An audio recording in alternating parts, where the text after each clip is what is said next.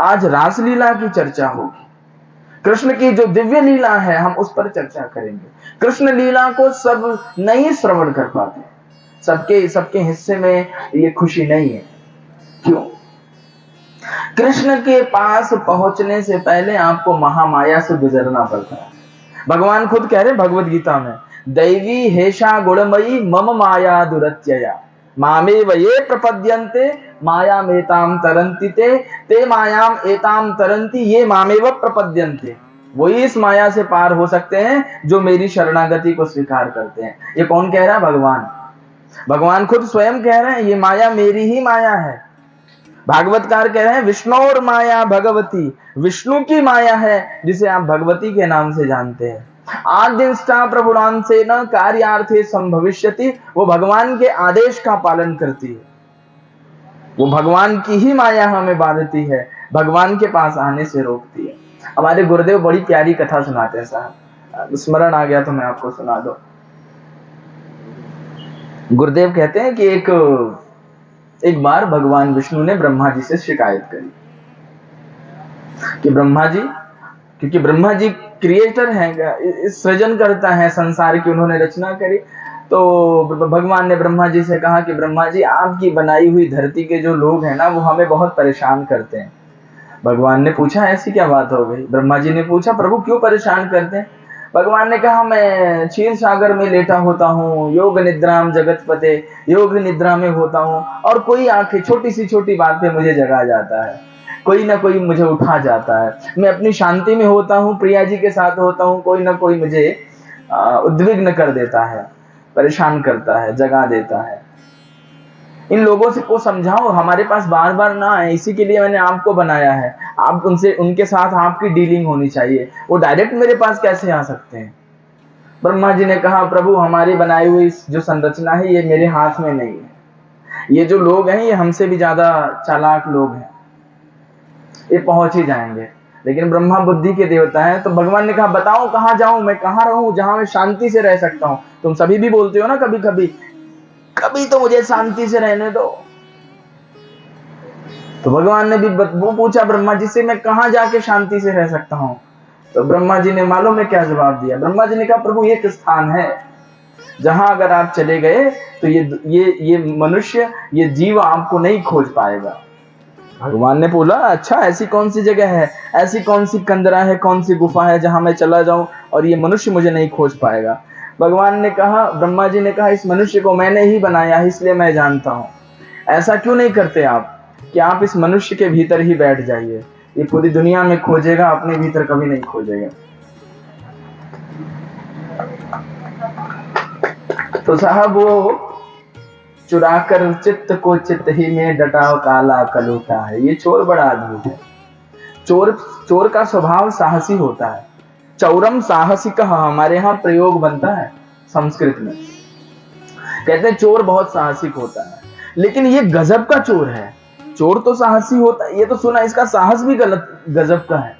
चोर घर में साहस जुटा के आपके घुस जाता है, चोरी करता है और फिर भाग जाता है। लेकिन ये चोर तो ऐसा है कि घर में भी आपके सामने घुसता है, चोरी भी करता है और वहीं बैठा रहता है। चुराकर चित्त को चित्त ही में डटा काला कलूटा है, वो कलूटा आपके चित्त को चुराकर आपके चित्त में ही बैठ जाता है, आपके मन में ही बैठ जाता है। ये अद्भुत है हमारे माता कृष्ण, अद्भुत है। तो हम उनकी लीला माधुर्य का गान कर रहे हैं। हम व्यवहार में आपसे कह रहे हैं कि हम कर रहे हैं। व्यवहार में आपको यहाँ कर्तृत्व दिख सकता है, व्यवहार में यहाँ आपको डूइंग दिख सकता है, लेकिन यहाँ केवल बीइंग है, सब हो रहा है।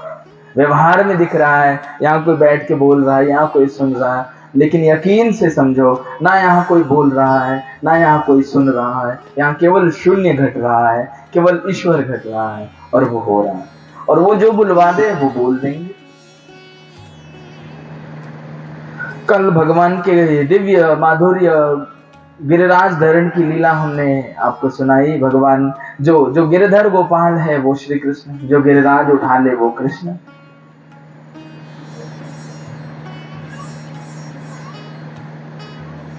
ब्रज के एक ग्वाले की शादी हुई, विवाह हुआ, तो वो अपनी बहू को लेके आ रहा था। तो उसकी मम्मी ने, उसकी माँ ने उस लड़की को बोला कि देख तू वृंदावन तो जा रही है, लेकिन एक काम करना। कहती है क्या माँ, क्या काम करना है? वहां तू सबसे मिलना, लेकिन एक व्यक्ति है उससे तो मत मिलना, क्योंकि अगर तुम उससे मिल गई तो तुम्हारा सब छूट जाएगा। उसको देखना भी मत गलती से। कौन? उसका नाम हमने सुना है, उसको कनुआ और कन्हैया और कृष्ण के नाम से बुलाया जाता है। तुम उससे मिलना मत, तुम उसके पास भी मत भटकना। तो कहती है ठीक है, आपकी आज्ञा का पालन होगा। और वो जैसे ही अपनी दुल्हन को लेकर के वृंदावन में प्रवेश करता है लड़का, वृंदावन का, व्रज का, ठाकुर जी कदम की वृक्ष से नीचे झम से कूद गए। अरे भैया अकेले लेके जा रहे हो, भाभी का चेहरा तो दिखाओ, नेक्स्ट देख लेने दो। उसने कहा ठीक है तेरी भाभी, तू मिल ले, तू देख ले, उसमें क्या परेशानी है। अब वो तो माँ और बेटी का संपर्क था, बातचीत हो गई थी। अब वो लड़की अपना घूंघट ना उठाए, ठाकुर जी प्रार्थना करते रहे कि दिखा दो अपना चेहरा भाभी, दिखा दो अपना चेहरा। अब वो जो उसकी पत्नी थी, उसने, वो जो गोपी थी, उसको हम गोपी कहेंगे, उस गोपी ने अपना घूंघट नहीं उठाया। तो ठाकुर जी खींच गए, और खींचने के बाद ठाकुर जी ने कहा अब तो जीवन भर तरसेगी, तुम मुझे देख ना पाएगी कभी। तो पछताएगी तू मुझे। ठाकुर जी ने कहा तू पछताएगी, जिस दिन तुमने मुझे देखा तुम पछताओगी। तो जिस दिन ठाकुर जी ने गिरिराज धारण किया ना, उस गोपी का नाम था चंपक लता। क्या नाम था? माधवी भी उसी का है परिप्रेक्ष्य में, और चंपक लता भी उसी का नाम है। जैसे सुलोचना और प्रमिला मेघनाथ की पत्नी का नाम है। अलग अलग विभिन्न विभिन्न विभिन्न रूपों में उसके विभिन्न विभिन्न नाम मिलते हैं। माधवी तो बाद में आके बहुत चर्चित हुई, जब वो ठाकुर जी के प्रति समर्पित हो गई ना। माधव की माधवी, माधवी पहले नहीं थी, जब वो ठाकुर जी की हो गई तब माधवी हुई। पहले उसका नाम चंपक लता था। तो उसने देखा ठाकुर जी को, ठाकुर जी गिरिराज धारण किए हुए हैं, और उसने देखा, और साहब जैसे उसने देखा उसको इतना पश्चाताप हुआ। वो कहती है कि हाय मैंने इनको देखने से मना कर दिया, इतना बड़ा अपराध। कहते हैं ठाकुर जी को देखते देखते उसका शरीर शांत हो गया, एक ही झटके में। ठाकुर जी के रूप सौंदर्य, वो वहीं पर ठाकुर जी को समर्पित हो गई, उसकी आत्मा ठाकुर जी में विलीन हो गई। और कालांतर में वही गोपी मीरा के रूप में कलिकाल में अवतार लेती है, जिसे आप सभी मीराबाई के नाम से जानते हैं। और वही उसी स्वरूप का चित्त में स्मरण है मीरा जी को, इसलिए मीरा के प्रभु गिरधर गोपाल हैं। मीरा जी कहती है ना, मेरे प्रभु गिरधर गोपाल दूसरो न कोई, एको मेरा ठाकुर एक ही है, वो बहुत नहीं है, दूसरा कोई नहीं है। बहुत अद्वैत की बात करती हैं भाई साहब, कहती हैं यहाँ दूजा नहीं है, यहाँ एक ही है। प्रेम गली अति साकरी, जामे दो न समान। ये बहुत सांकरी गली है, बहुत अकेले होने की गली है। प्रेम आपको, जब आप ठाकुर जी के रास्ते पर चलोगे, प्रेम आपको अकेला कर देगा। प्रेम गली है कि सांकरी, जामे दो न समाए। और मैं तो कहता हूं यहाँ एक भी नहीं है साहब। प्रेम में एकांत होता है। एकांत का अर्थ समझते हैं क्या होता है? एकांत किसे कहते हैं? एकांत क्या होता है? एकांत किसे कहते हैं? एकांत कहते हैं जहां एक का भी अंत हो जाए। जब तुम ना रहो, वो ना रहे, तुम दोनों मिलके एकांत, आप एक का भी अंत हो जाए, उस मैं का भी अंत हो जाए। मैं जब मिट जाए तो एकांत घट जाता है, अत्यंत शून्यता का भाव है। तो मीरा के पक्ष अलग है। तो उसी परिप्रेक्ष्य में हम भगवान की लीला, आपको उसकी लीला चर्चा करने बैठे हैं। लीला शब्द है, लीला का मतलब क्या होता है? लीला क्या होती है? लीला किसे कहते हैं? दो शब्द हैं, रास और लीला। दो शब्द हैं, रास और लीला। पहले लीला बता दो फिर रास की बात बताता हूं। भगवान लीला लीला भक्ति की माता है। लीला भक्ति की माता है। लीला सुनने से आपके ही भीतर की भक्ति हृष्ट पुष्ट हो जाती है, इसलिए लीला की आवश्यकता है। जैसे किसी कन्या को देखने के लिए उसको लड़का देखने आता है, तो घर में जो माता होती है अपनी कन्या को सजा के सुंदर बना देती है, उसके श्रृंगार कर देती है, ताकि जो देखने के लिए लड़का आए वो पल भर में देख के मोहित हो जाए और तुरंत उसका वरण कर ले। ऐसे ही लीला भक्ति रूपी पुत्री का, आपके भीतर भक्ति रूपी पुत्री का भक्ति से श्रृंगार करके ठाकुर के सामने प्रस्तुत करती है, ताकि ठाकुर जब आए तो आपकी भक्ति का वरण कर ले। समवर्धनंच समपोषणंच इति लीला, जो आपके भीतर बैठी हुई भक्ति का समवर्धन भी करे और समपोषण भी करे, उसे लीला कहते हैं। जो बढ़ाए भी और जो उसका लालन पालन भी करे, वृद्धि की ओर भी ले जाए और आपकी भक्ति को हृष्ट पुष्ट कर दे, उसे लीला कहते हैं। समवर्धनंच समपोषणंच इति लीला, जो समवर्धन करे और समपोषण करे उसे लीला कहते हैं।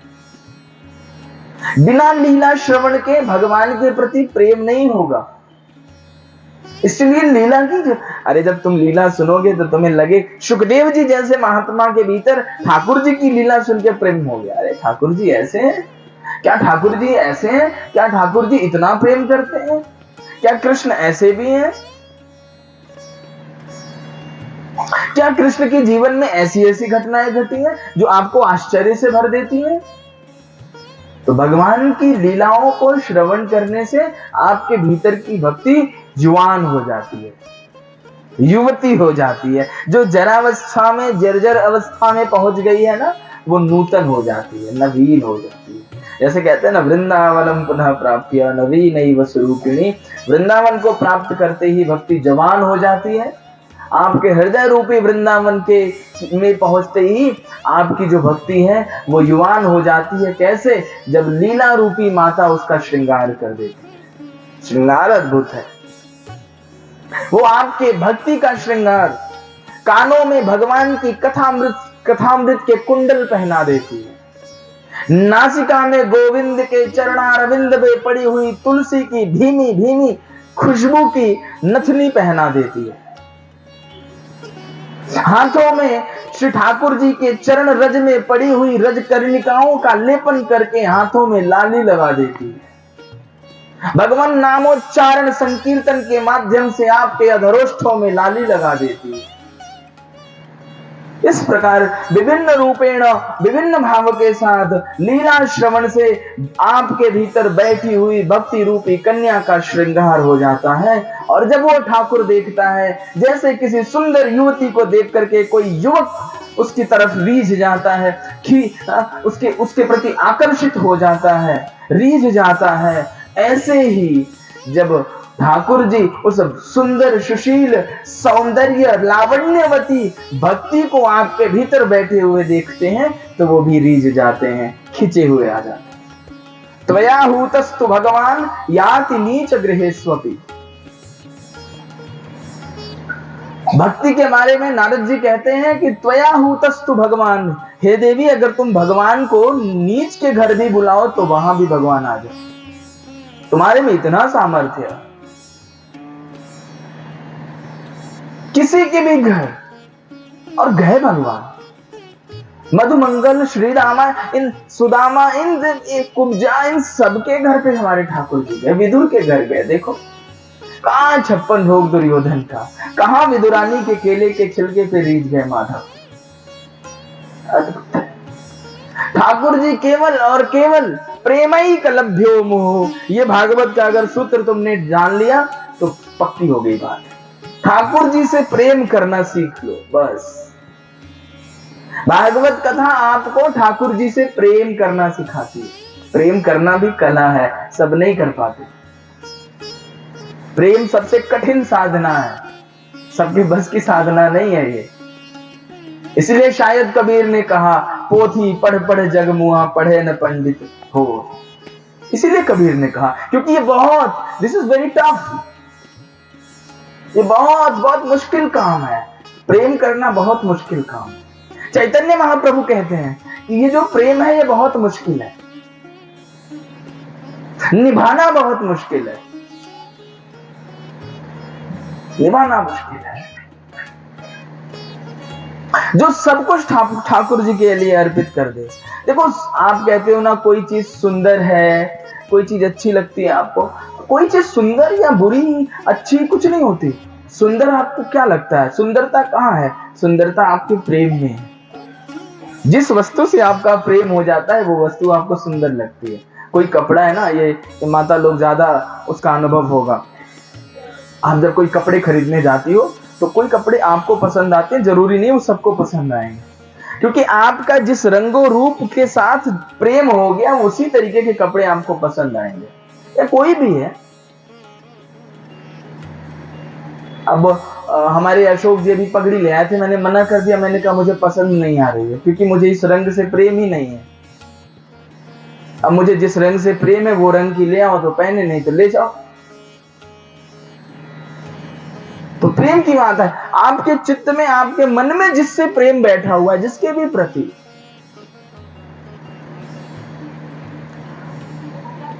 वो प्रेम ही सुंदर बनाता है। आपके भीतर का प्रेम किसी को भी सुंदर बना देता है। तो ठाकुर हमें सुंदर कब लगेगा? जब ठाकुर जी से प्रेम हो जाएगा। ठाकुर से प्रेम, भगवान से प्रेम, भगवान की का अनुराग हमें बहुत सुंदर बनाता है। तो इसलिए लीला हमारे भक्ति को पुष्ट करती है। भगवान की लीला, भगवान का सुमिरन, भगवान का स्मरण और भक्ति बहुत पुष्ट कर देती है। मुझे बहुत प्यारी घटना, अब चैतन्य महाप्रभु को बोल दिया तो उनको स्मरण करते हुए कुछ कहूं। चैतन्य महाप्रभु का साहब एक शिष्य था जिसका नाम था श्रीवास। बहुत प्यारा शिष्य था और चैतन्य महाप्रभु के हर सत्संग में वो होता था, हर सत्संग। और चैतन्य महाप्रभु का नियम होता था रात्रि के 8 बजे के बाद से और सारी रात्रि संकीर्तन होता था।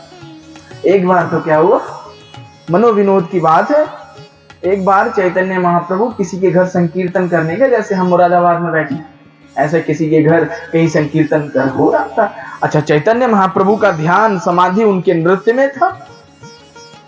अद्भुत नृत्य करते थे। जब वो भाव समाधि में डूब जाते तो क्या अद्भुत नृत्य होता था। अब वो समाधि में चले गए और समाधि में जाने के बाद जब उनकी समाधि टूटी तो रात्रि का 3-4 पहर चल रहा था। तकरीबन 4 बज रहे थे सुबह के और महाप्रभु की समाधि टूटी तो उन्होंने आंखें खोली और देखा 2 व्यक्ति कुर्सी पे बैठे हुए हैं, बाकी पूरी जनता जा चुकी है। चैतन्य महाप्रभु के गले में जो हार थी वो एक हार उसको और कहा, धन्य हो तुम लोग, आज पता लगा तुम ही दोनों के भीतर बहुत भक्ति है, बाकी तो सभी जा चुके हैं। अरे महाराज कैसी बातें करते हो, हम भक्त थोड़ी हैं, ये दरी वाला मैं टेंट वाला, तुम हटो तो अपना सामान ले जाए। मुस्कुराते हुए बैठो। तो चैतन्य महाप्रभु के ऐसे ही श्रीवास के आंगन में चैतन्य महाप्रभु का संकीर्तन चल रहा था और गुरु और शिष्य के बीच का संकीर्तन है, बहुत व्यक्तिगत संकीर्तन है, भीड़ नहीं है इस संकीर्तन में। श्रीवास और चैतन्य महाप्रभु ही उस संकीर्तन में उपस्थित है। श्रीवास के आंगन में, श्रीवास के घर में चैतन्य महाप्रभु पधारे और उसने व्यवस्था करी और श्रीवास के सानिध्य में, श्रीवास की उपस्थिति में चैतन्य महाप्रभु का सत्संग चल रहा, गुरु और शिष्य के बीच में। इसलिए ये बहुत व्यक्तिगत संबंध है, बहुत व्यक्तिगत, बहुत बारीक, बहुत सूक्ष्म। चैतन्य महाप्रभु की साधना कोई बाहरी दिखावे की साधना कभी नहीं थी,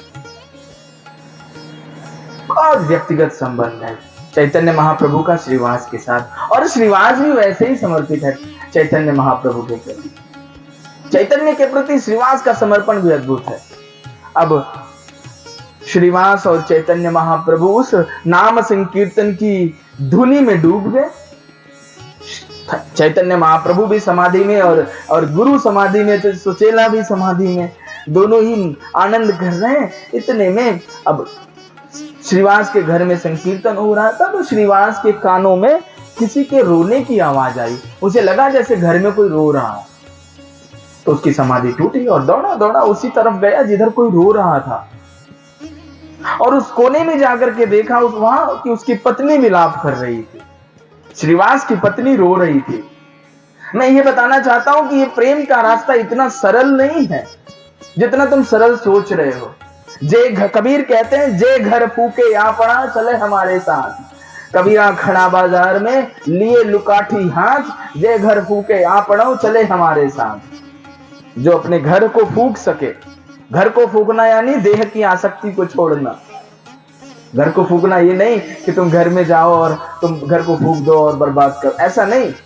देह की आसक्ति को छोड़ना। देह भी घर है, इसी को शास्त्रकारों ने घर कहा। ये तो तुम्हारे शरीर का बनाया हुआ घर है और ये परमात्मा का बनाया हुआ घर है। इस घर की आसक्ति को छोड़ने की बात शास्त्र में करी गई।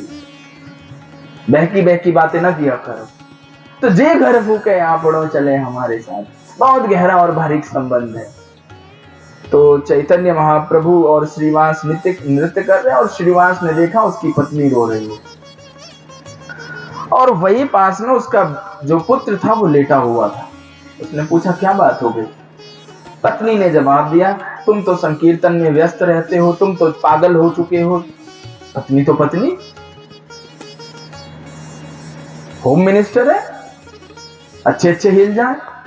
तो उसने सुनाना शुरू किया, सारे श्लोक सुनाए उसने।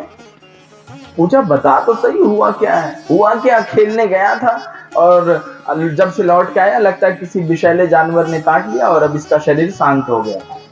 श्रीवास के पुत्र की मृत्यु हो चुकी थी, वहां वो मरा पड़ा था, पत्नी विलाप कर रही थी और पिता आंगन में ही चैतन्य महाप्रभु के साथ संकीर्तन कर रहा था। और अब साहब सुनिएगा बड़े ध्यान से, श्रीवास का मेंटल लेवल क्या है, उसके हृदय कितना बड़ा है। हिल गया। बाप के सामने जब बेटे का शव पड़ा होता है तो कमर टूट जाती है। हिल गया। विधाता को कोसा, लेकिन पल भर के बाद उसने अपनी पत्नी को कहा, देख प्रिय, तू सच में सही विलाप कर रही है और तू जो भी बोल रही है बिल्कुल ठीक है, लेकिन एक बात मैं तुझसे बताता हूं, हर जन्म में ये शरीर मिल जाएगा।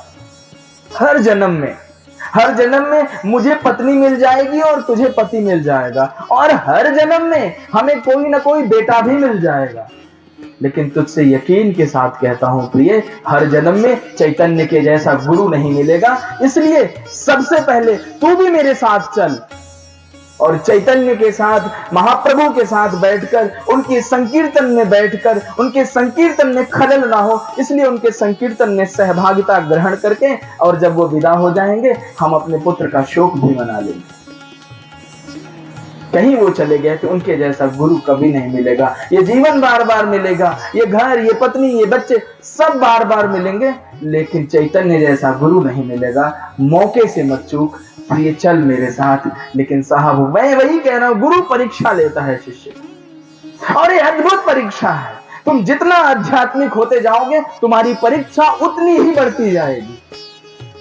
यकीन से कहता हूं, जितनी आध्यात्मिक होते जाएंगे परीक्षा उतनी ही कड़ी होगी। और देखो ना, क्लास 1 में कितनी सी परीक्षा होती है, लेकिन जैसे जैसे तुम्हारा दर्जा बढ़ता जाता है वैसे वैसे परीक्षा टफ होती जाती है। कल एक बच्ची मिली मुझे, कहती महाराज जी बड़ा टफ एग्जाम हो गया, बड़ा कंपटीशन हो गया।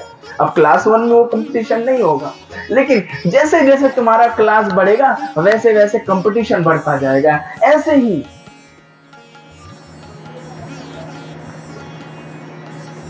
जैसे ही तुम्हारा दर्जा बढ़ेगा, आध्यात्मिक स्तर बढ़ता जाएगा, तुम्हारी परीक्षा बढ़ती जाएगी। ये तलवार के धार पर चलने जैसा है, तलवार के धार पर। आज हम तुम्हें लेपन करके नहीं सुनाएंगे, आज तो सुनना पड़ेगा। तलवार के धार पे चलने जैसा काम है। परीक्षा लेता है गुरु, चैतन्य की परीक्षा थी, चैतन्य की समाधि टूटी। अरे श्रीवास कहाँ चले गए तुम, कहाँ चले गए तुम। और वो दोनों पति पत्नी आपस में बातें कर रहे थे। गुरु जानता है कि किस कोने में शिष्य गया है। चैतन्य महाप्रभु उसी वाणी का अनुसरण करते हुए उसी तरफ आए जिधर श्रीवास अपनी पत्नी से संवाद कर रहा था। चैतन्य महाप्रभु ने श्रीवास को देखा, लेकिन बोलते क्या है, श्रीवास से नहीं पूछा कि क्या कर रहे हो। अरे श्रीवास, तेरे घर में इतना बड़ा संकीर्तन और तेरा बच्चा अभी सो रहा है। अरे बेटे उठ, चल मेरे साथ, तू भी संकीर्तन में नृत्य कर। यूं चैतन्य महाप्रभु ने उसको हाथ दिया, बेटा उठ के खड़ा हो गया था। गुरु के हाथों में विष भी है, अमृत भी है। वो तुम अपने विष से अब तुम्हारे संसार को मारता है और अपने अमृत से तुम्हारे भीतर अध्यात्म को उजागर कर देता है। तुम्हारे अंदर अगर ये दोनों को समझने का भरोसा हो तो बैठो। भीड़ जुटाने के लिए नहीं, अगर तुम्हें सच में अध्यात्म चाहिए तो यहां बैठो। दूसरा हमें भीड़ की जरूरत नहीं है। मैं बहुत स्ट्रेट फॉरवर्ड आदमी हूं और बहुत स्ट्रेट फॉरवर्ड बातें करता हूं। अगर तुम्हें अध्यात्म चाहिए, अगर तुम्हें भगवान चाहिए तो ही बैठो, उससे नीचे का सौदा नहीं करते हम बहुत अमीर हैं, बहुत अमीर बाप के बेटे हैं। हमारा जो गुरु है वो बहुत रईस है, बहुत रईस। और उसने हमें कहा कि भगवान से नीचे का कोई सौदा मत करना कभी किसी के साथ में। तुम्हें भगवान चाहिए तो ही बैठना, ईश्वर की बात करनी हो तो ही बैठना, साक्षात्कार की बात करनी हो तो ही सुनना। हमें चमत्कार हम नहीं दिखा सकते। तो चैतन्य का ये संकीर्तन हमारे भीतर लीला को पुष्ट करता है, भक्ति को पुष्ट करता है। कृष्ण की लीला हमारे भीतर भक्ति को पुष्ट करती है। वो छोटे छोटे गुणों पर रीझ जाते हैं साहब। जगन्नाथपुरी की एक भक्तन हुई जिसका नाम था कर्माबाई। और ठाकुर जी, जगन्नाथ जी का एक ऐसा मंदिर है पूरे विश्व में जो हमेशा खुला रहता है। मात्र मुझे लगता है सुबह के समय थोड़ी देर के लिए बंद होता है, 2 से 3-4 बजे के आसपास, जो मैंने देखा है। और ठाकुर जी कर्माबाई के रीझ गए। और कर्माबाई के किस चीज से रीझे? उसके खिचड़े पे रीझ गए।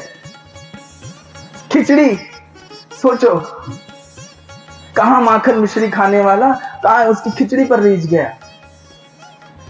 ठाकुर जी क्या करते, जब मंदिर बंद होता ठाकुर जी कर्माबाई के घर चले जाते। एक दिन, अब वो तो भक्तिन थी, वो ठाकुर जी की सेवा करती थी। एक दिन वो दातून कर रही थी और खिचड़ी जो थी वो पक रही थी और दातून कर रही थी। इतने में ठाकुर जी कहने लगे, अरे माँ जल्दी कर। कर्माबाई का नाम कर्मा क्यों था मालूम है?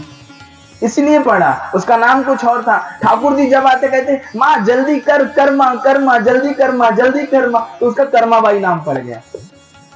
ठाकुर जी जब आते बहुत जल्दी में होते, क्योंकि समय नहीं होता, मंदिर में भी पहुंचना है। जल्दी कर्मा ऐसे बोलते। और वो बड़ी हड़बड़ाहट में, उसको कुछ समझ ना आया। वो दातून कर रही थी, खिचड़ी उबल रही थी। दातून के दूसरे तरफ वाला जो डंडा होता है उसी से खिचड़ा हिला दिया और ठाकुर जी को परोस दिया। इतना सरल है हमारा माता। तुम्हें भगवान को पाने के लिए इतनी ही सरलता की जरूरत है। अगर सरल न हो सके तो इस यात्रा पर न चल सको। बालक जैसा हो जाओ, जैसे नवजात शिशु होता है, पूरा समर्पित होता है। जन्म लेते समय तुम दूध लेके आए थे क्या? कपड़े लेके आए थे क्या? क्या लेके आए थे? कुछ लेके आए थे? कोई व्यवस्था की थी तुमने? सब उसने कर दी। उतना ही समर्पण इस अभी के जीवन में है, हो तब कुछ बात बने। अब लीला की बात, तो इस प्रकार से श्री ठाकुर जी की जब भक्त लीलाओं का श्रवण करता है तो ठाकुर जी की जो भक्ति है, ठाकुर जी के प्रति जो प्रेम है वो और बढ़ जाता है कि क्या मेरा ठाकुर इतना सरल है, मेरे गोविंद से ज्यादा सबल कोई नहीं है, उनसे ज्यादा शक्तिशाली कोई नहीं है, जो स्वयं कहता है मद भयात वाति वातोयम मृत्युश्चरति मद भयात, ये मृत्यु भी मेरे डर से कांपती है।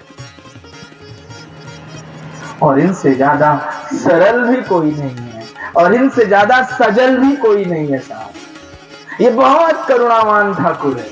ये बहुत करुणावान भगवान है। आज तक के इतिहास में मैंने तमाम दार्शनिकों को पढ़ा है, चाहे वो पश्चिम के हो, चाहे वो भारत के हो, कालिदास, दिंगनाथ, बाणभट्ट, भवभूति, सभी को पढ़ा है। मिल्टन, विलियम शेक्सपियर, सभी को पढ़ा है, लेकिन इतना अच्छा नायक कभी किसी शास्त्र में नहीं पढ़ा। इतना सरल ठाकुर किसी के शास्त्र में, किसी की फिलॉसफी में नहीं देखा। अद्भुत ठाकुर है, बहुत करुणावान ठाकुर है। अब लीला समझ में आई सबको? लीला क्या है? जो आपके भीतर की भक्ति को बहुत पुष्ट कर दे, वो लीला है।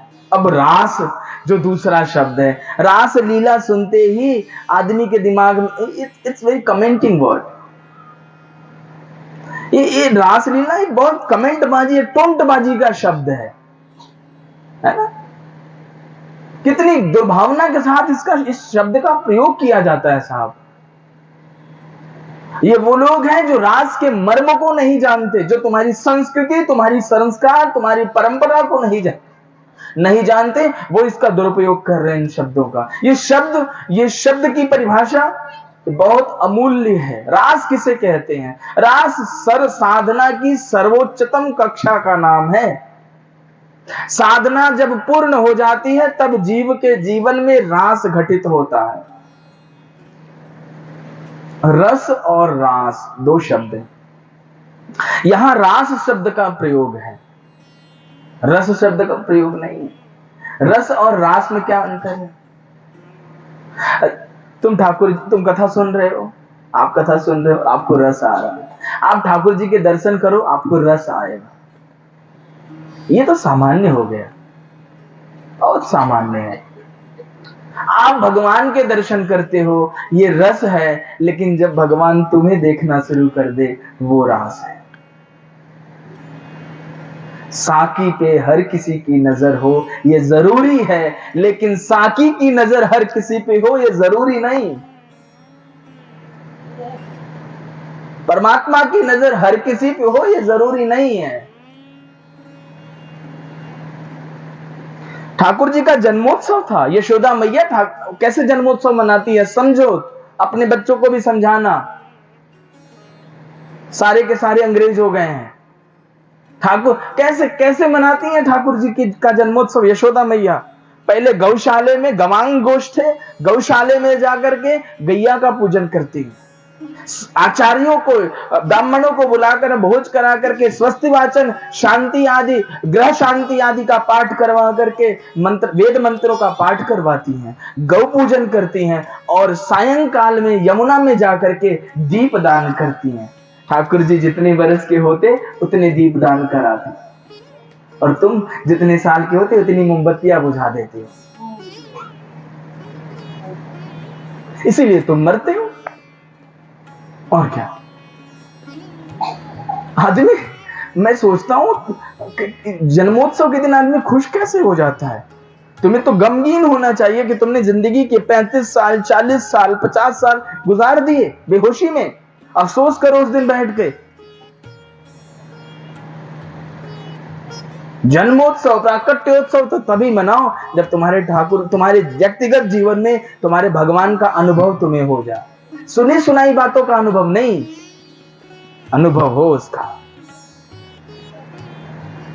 मैं शब्दों के अनुभव की बात नहीं कर रहा, मैं उसके अनुभव की बात कर रहा कि तुम्हारे श्वास प्रश्वास में, तुम्हारे हृदय में, तुम्हारा हृदय उसके प्रकाश के आलोक में प्रकाशित हो जाए, तब आनंद आएगा। तुम जितने साल के माधव होते, कृष्ण होते, उतने दीप मां यमुना में दान करती। एक दिन ठाकुर जी बड़े थे तो मैया दीप दान कर रही थी, तो दीप बह रहा था, तो कुछ दीप को ठाकुर जी पकड़ के किनारे फेंक देते। मैया कह रही है ये क्या कर रहा है? मां, ये दीप बह रहा है, इन्हें पकड़ के किनारे फेंक रहा हूं। तो तू कुछ फेंक रहा है, बाकी को छोड़ रहा है। तो कृष्ण कहते हैं, मां, जो मेरे पास से गुजर रहा है उसको पकड़ लेता हूं और उसे किनारे लगा देता हूं। यही जिंदगी है साहब। उसके पास से गुजरोगे तुम्हें पकड़ लेगा। बहुत आकर्षण है कृष्ण में, लेकिन पास तो तुम्हें जाना पड़ेगा। देखो संसार में भी आकर्षण, क्यों ना हो संसार में आकर्षण, बनाया ही कृष्ण ने है जब संसार को, तो संसार में वो तासीर तो आएगी ही ना। संसार में भी आकर्षण है, कृष्ण में भी आकर्षण है। तुम संसार के निकट जाओगे, संसार तुम्हें खींच लेगा, कृष्ण के निकट जाओगे, कृष्ण तुम्हें खींच लेंगे। अब ये निर्णय आपका होगा, आप जाना किसके पास चाहते हो, निकटता किसकी चाहिए, किसके सानिध्य में रहना है आपको। तो रास का अर्थ है जब परमात्मा जीव से मिलने की इच्छा करे, वो रास है। जब भगवान तुम्हें देखे, वो रास है। जब भगवान को तुम देखो तब रस आता है, जब भगवान आपको देखे तब रास होता है। कितनी ऊंची स्थिति है ना। ये कहां संभव है, ये तो न जाने कितने जन्मों की साधना के बाद जब तुम्हारी कहीं साधना पूरी होगी तब उसकी आंख खुले और वो तुम्हें देखे। बिहारी जी का दर्शन तो सभी करते हैं, ये साधारण दर्शन है साहब, सभी करते हैं। वहां तो पूरा का पूरा मेला ही इकट्ठा हुआ है। ये आनंद नहीं, आनंद तो तब है अंदर खड़े श्री ठाकुर जी ये विचार करें कि ये बाहर का पर्दा गोसाई जी हटाएं और सामने खड़ा हमारा जो भक्त है मैं उसे देख लूं। ये विशेष दर्शन है, इसको रास कहते हैं। हमारे व्रज के एक बड़े प्यारे संत हुए जिनका नाम था दृगविंदु। दृगविंदु जी महाराज ठाकुर जी को भजन सुनाते थे। एक दिन बीमार पड़ गए तो नहीं आ पाए, 2 दिन नहीं आए, 3 दिन नहीं आए। तो एक दिन क्या हुआ, बिहारी जी ने सोचा कि बाबा लग रहा है बड़ा बीमार हो गया है, अब आ नहीं पा रहा। बिहारी जी ही चले आए, ठाकुर जी ही दृगविंदु जी की कुटिया में आ गए और आके कहने लगे, बाबा कैसी तबीयत है, अब ठीक हो, बड़े दिन हो गए मंदिर नहीं आए। बाबा कहते हैं, ठाकुर जी अगर तुम ऐसे ही रोज मिलने आओ तो हम ऐसी जिंदगी भर बीमार पड़े रहे। सच्ची घटना है, वो भी मिलने आ सकता है, तुम चाहो तो सही। कृष्ण दर्शन लालसा, कृष्ण के दर्शन की लालसा हो, तुम कृष्ण को देखो। बहुतों ने देखा था, तुम देखोगे तो क्या नया हो जाएगा। शिशुपाल ने भी कृष्ण को देखा है, दुर्योधन ने भी कृष्ण को देखा, कंस ने भी कृष्ण को देखा, दंतवक्त्र, शाल्व, विदुरथ, जरासंध, सभी ने कृष्ण को देखा। और एक बार नहीं, सैकड़ों बार देखा। और ये वो लोग थे जो भगवान के रिश्तेदार थे। कोई भाई लगता था, कोई चाचा लगता था, कोई मामा लगता था, कोई नाना लगता था। ये सभी उनके रिश्तेदार थे, रिलेटिव थे, उन्हीं से रिलेशन था उनका। लेकिन क्या बुद्धि में परिवर्तन आया? ये बहुत करीब के लोगों की बातें बता रहा हूं मैं। ये भगवान कृष्ण के बहुत करीबी लोग थे। कृष्ण के करीब होने के बाद भी, कृष्ण के समीप होने के बाद भी, कृष्ण के अपने होने के बाद भी, कृष्ण को देखने के बाद भी बुद्धि में परिवर्तन नहीं था। और कहां कुब्जा, कहां विदुरानी। विदुर कौन है? दासी के पुत्र हैं। बुद्धि में कितना परिवर्तन है, आप विचार कर लो। जब ठाकुर जी राजसूय यज्ञ के समय विदुर के घर पर पहुंचते हैं, दुर्योधन का भी निमंत्रण और विदुर का भी निमंत्रण। विदुर को लगा कि द्वारिकाधीश हैं, राजसीय व्यवस्था है, क्या पता आए ना आए। और ठाकुर जी सबसे पहले विदुर के घर पहुंचते। विदुर घर पे नहीं है।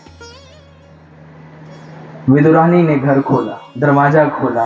दरवाजा खोलते ही जैसे ही उसने कृष्ण को देखा वो समाधि में डूब गई। वस्त्र पहने हैं नहीं पहने हैं कोई भान नहीं है, किसी बात का कोई भान नहीं। ठाकुर जी हाथ पकड़ के अंदर ले आती है, बैठाया भगवान को और खाने के लिए केले दे रही है। केला खुद अपने हाथों से छील रही है, छिलका ठाकुर जी को खिला रही है, फल डस्टबिन में डाल रही है। ये करते हुए विदुर जी ने देख लिया, वो टोकने जा रहे थे, अरे ये क्या कर रही है। ठाकुर जी ने मुंह पे हाथ रख दिया, कहा काका शांत रहो, ये हमारे और काकी के प्रेम के बीच की बात है, बीच में ना पड़ो। कहां केले के छिलके पे रीझ गए। वो मिलने की इच्छा करे, वो मिलने आए, उसे रास कहते हैं। जब वो मिलने की, जब तुम्हारे हृदय के भीतर उसका अवतार हो जाए, जब उसका प्रकाश अवतरित होने लगे, अज्ञात आपको चुन ले, उसको रास कहते हैं। क्योंकि ये रास्ता अपने अपने वश का नहीं है, यहां अपना कोई सामर्थ्य नहीं चल सकता। इसलिए मैं कह रहा हूं कि कृष्ण हमें दिखाई, भगवान हमें क्या पता दिखाई पड़ रहे हो, क्योंकि ये सारी रचना उसी की है। भगवान हमें दिखाई पड़े, इसमें कोई बड़ी बात नहीं। देख भी लोगे तो क्या कर लोगे, जिन्होंने देखा उन्होंने क्या कर लिया, सीखो। लोग कहते हैं हमसे, महाराज जी में भगवान नहीं दिखाई पड़ते, कब मिलेंगे, कब दिखेंगे, कैसे देखें, कैसे उनका दर्शन होगा। अरे देख भी लोगे तो क्या हो जाए, जिन्होंने देखा उन्होंने क्या कर लिया। गोपी की साधना हो, गोपी जैसी स्थिति हो, गोपी कहती है हम तुम्हें नहीं देखना चाहते, हम चाहते तुम हमें देखो। हम तुम्हारे घर नहीं आ सकते, तुम हमारे घर आ जाओ। इसलिए व्रज की एक एक गोपी के घर जाके ठाकुर ने उसके मटकी से उसका माखन चुरा करके खाया। मैं आपको यकीन के साथ, शास्त्र प्रमाण के साथ कह रहा हूं, बहुत विश्वास, बहुत भरोसे के साथ कह रहा हूं, वृंदावन से जाने के बाद हमारे कृष्ण ने कभी माखन नहीं खाया। जिसने जीवन भर माखन, जिसने अपने पूरे बाल्यकाल में माखन खाया, वो वृंदावन से जाने के बाद माखन नहीं खाया। क्या भला, क्या मालूम मैं बाहर का माखन खाऊं, ब्रज को बिसरा न दूं, इस नाते ब्रज के माखन को खाते हुए ही उसी के संस्मरण के साथ माखन कभी हाथ नहीं लगा। उद्धव मोहे ब्रज बिसरत नाहि। उद्धव को कृष्ण कहते हैं कि उद्धव मुझे ये ब्रज नहीं भूलना। ये है कृष्ण का प्रेम, ये है हमारे कन्हैया का प्रेम। तो रास लीला, रास का अर्थ है जब वो आपसे मिलने आए, कभी उसे निमंत्रण करो कि तुम मेरे घर भी आना, कभी उसके लिए तुम तैयार होकर के निकलो, कभी तुम पूरे तरीके से उसके लिए खुद को डेडिकेट करो, खुद को कभी उसके लिए हो जाओ। नियम बनाओ कि जिस दिन तुम व्रत रहोगे तुम पूरे तरीके से उसके होके रहोगे। यह सच्चा व्रत है तुम्हारा। तुमने भोजन छोड़ दिया, शरीर को भूखा रखा, क्या बड़ा काम किया, कोई बड़ा काम नहीं। उसके हो जाओ, ये सबसे बड़ा काम। आगे के पक्ष में रासलीला का प्रारंभ हो रहा है। श्री शुक उवाच, भगवान शुकदेव परीक्षित को कथा सुना रहे हैं, और यहां का शुकदेव भी अद्भुत हो गया। यहां के शुकदेव भी अद्भुत है। श्री पाठित शुकदेव उवाच, रास सब नहीं बोल सकते, रास के ऊपर सब नहीं कह सकते। मैं आपको बहुत हकीकत बताता हूं, बहुत सच्चाई की बात बता रहा हूं। रास को बोलना सबके बश की बात नहीं है। रास के बारे में वही चर्चा कर सकता है जो राधा रानी के द्वारा पढ़ाया गया हो। राधा रानी कृपा करेंगी तो ही रास पे कुछ कहा जा सकता है। सबके बश की बात नहीं है, सब रास पे नहीं बोल सकते। रास बहुत दिव्य है, बहुत अद्भुत है। भगवान कृष्ण को भगवान पुष्ट करने वाली लीला है साहब। भगवान कृष्ण को भगवान पुष्ट करने वाली लीला है। जब ये ऐसी लीला है कि भगवान को भगवान पुष्ट करते। श्री शुक उवाच, श्री जी के द्वारा, राधा रानी के द्वारा पढ़ाया गया शुकदेव बोल रहा है। राधा रानी ने जो प्रिया प्रियतम के मध्य का अद्भुत संवाद था, जो श्री शुकदेव को सिखाया, वही शुकदेव जी महाराज परीक्षित को सुना।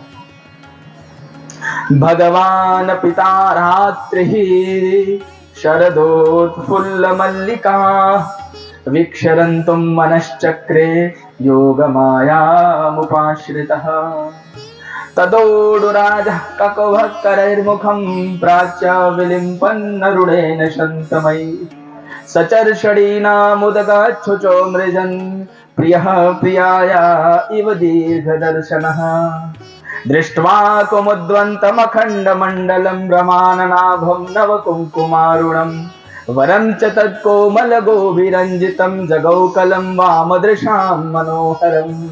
आगे क्या कह रहे हैं?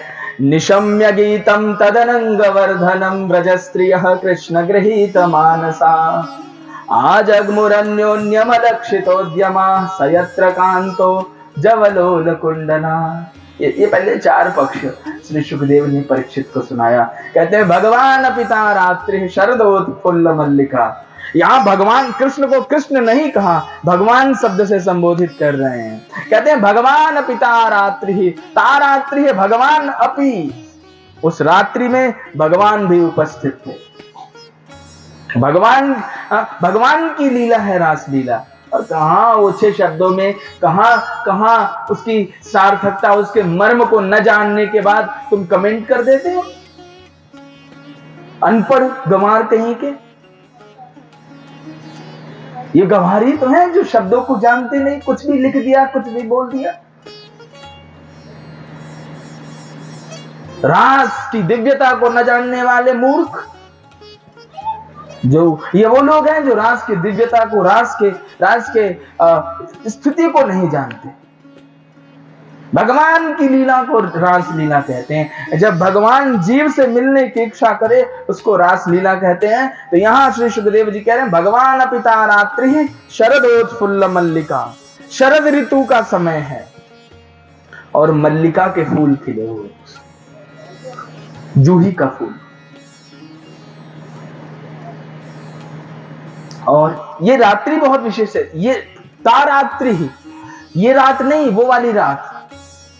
कौन सी रात? 2 ही रात होती है हमारे यहाँ, योग भोग रात्रि और योग रात्रि। रात्रि वही है, लेकिन भगवत गीता का आश्रय ले। या निशा सर्वभूतानां तस्याम जागृति संयमी यस्याम जागृति भूतानि सा निशा पश्यतो मुने। भगवत गीता 2रा अध्याय। या निशा सर्वभूतानां, जब पूरी दुनिया सो जाए, पूरी दुनिया भोग में संलिप्त हो जाए, उसी समय कोई योगी जगते हुए अपना कनेक्शन भगवान से जोड़ लेता है, अपना संबंध परमात्मा से जोड़ लेता है, उसे योग रात्रि कहते हैं। और इसलिए यहाँ श्री सुखदेव कह रहे हैं ये भोग रात्रि नहीं है, योग रात्रि है। ये कृष्ण को भगवान पुष्ट करने वाली रात्रि है। उत्तम भयन रतिपतिम रमयान चकार। बहुत अद्भुत घटना है। 3 लोग हुए जिन्होंने काम को जीता। 2 लोग, नारद जी, सबको मालूम, तभी तो उसके बाद बानर का मुख बना उनका। तो नारद जी ने काम को जीता, नारद जी ने जीता, और शंकर जी ने क्या किया? जलाया। एक ने जीता और दूसरे ने जलाया। और कृष्ण ने क्या किया? नचाया। कामदेव ने कृष्ण को चैलेंज किया। भगवान कृष्ण से कहा गोविंद हम आपसे युद्ध करना चाहते हैं, आप तैयार हैं? भगवान ने कहा बिल्कुल तैयार हैं, आ जाओ मैदान में। युद्ध क्षेत्र में कामदेव भगवान कृष्ण से युद्ध करने आया। चलाए उसने अपने 5 बाण, उद्दीपन, उच्चाटन, सम्मोहन, ऐसे 5 बाणों को उसने भगवान कृष्ण के ऊपर चलाया। और भगवान कृष्ण देखते हुए मुस्कुराते रहे। भगवान कृष्ण ने उसको देख के केवल मुस्कुराया, और उनकी मुस्कुराहट को देख करके साक्षात मनमथ भगवान के मन को मथने आया था। भगवान ने उसी के मन को मथ दिया। भगवान को नचाने आया था। भगवान ने अपना पीतांबरी फेंका और भगवान की पीतांबरी को ओढ़ करके भगवान के रास में उल्टा हो करके कामदेव नृत्य करने लगा था। यहाँ काम का प्रवेश नहीं है, यहाँ योग का प्रवेश है। भोग को रास नहीं कहा जाता, योग को रास कहा जाता है। हमारे यहाँ कहते हैं कृष्णो योगी सुको भोगी। दुनिया का सबसे बड़ा योगी कौन है? कृष्ण। यत्र योगेश्वरः कृष्णो यत्र पार्थो धनुर्धरः। कृष्ण जैसा योगी नहीं। और शुको भोगी, शुकदेव जी के जैसा कोई भोगी आदमी नहीं है। कितनी विचित्र बात है। शुकदेव को भोगी और कृष्ण को योगी। और क्या, ये ऐसा भोगी है जिसने संसार का नहीं परमात्मा का ही भोग कर लिया है। इनसे बड़ा भोगी कौन है? भक्त तो भगवान का ही भोग करता है। भक्त के जीवन में परमात्मा का आगमन ही उसका भोग है। तो रात्रि है, उस रात्रि, वो रात्रि विशेष है। मल्लिका के फूल खिले हैं, शरद ऋतु है, और विक्षरन्तुम मनश्चक्रे। अमना परमात्मा ने भी भक्तों को देखते हुए मन धारण कर लिया। कृष्ण के पास मन नहीं है। परमात्मा के बारे में श्रुतियां, उपनिषद कहती हैं परमात्मा अमना है, जिसके पास मन नहीं हो। लेकिन यहां तो भगवान कहते हैं मनश्चक्रे, मन को धारण किया। योग माया मुपाश्रितः, प्रबल प्रौढ़ योग माया का आश्रय लेकर के, और उन्होंने मन धारण किया और आगे रास करने का विचार किया। रास का अर्थ भक्तों से मिलने की इच्छा जागृत है। मन बनाया कि आज अपने भक्तों को मिले। लेकिन अब इस मुलाकात में, इस मिलन में बाधा कौन है? योग माया। क्योंकि योग इसीलिए मैं कह रहा था रास में हर व्यक्ति नहीं आ सकता, क्योंकि उसको रोकने के लिए भगवान की प्रबल प्रौढ़ योग माया बैठी है। रास की ऑडियंस सामान्य, यहाँ की पात्रता तो छोड़ दो, यहाँ की ऑडियंस भी सामान्य नहीं है। रास को कौन देख रहा है? बड़े बड़े सिद्ध, बड़े बड़े यतीन्द्र, मुनिंद्र, ज्ञानेन्द्र, बड़े बड़े देवता, ब्रह्मादि देवता रास को केवल दर्शन करने आए हैं साहब। उनको केवल दर्शन करने की अनुमति प्राप्त है। ब्रह्मा को भी उसमें सहभागिता ग्रहण करने की अनुमति नहीं है। ब्रह्मा को वहां पर खड़े होकर के केवल दर्शन करने की अनुमति है कि ब्रह्मा जी आप वहीं से खड़े खड़े रास का दर्शन कर लीजिए। भक्त और भगवान के बीच के मिलन को आप केवल देख सकते हैं, वहां सहभागिता ग्रहण नहीं कर सकते। ये किसके लिए? ब्रह्मा के लिए है। साधारण मनुष्य की तो बात ही नहीं है। और शिव जैसा योगी, योगी और योगीश्वर, इन दोनों का मिलन है।